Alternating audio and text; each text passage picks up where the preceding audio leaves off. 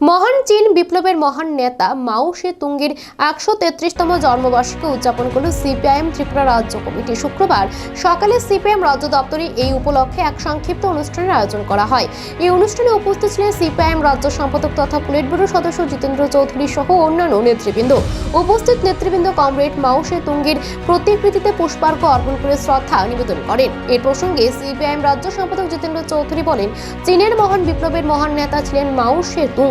সারা বিশ্বের সমাজতান্ত্রিক আন্দোলনের অন্যতম নক্ষত্র ছিলেন তিনি। তার নেতৃত্বে চীনে সমাজতন্ত্র কায়েম হয়েছে।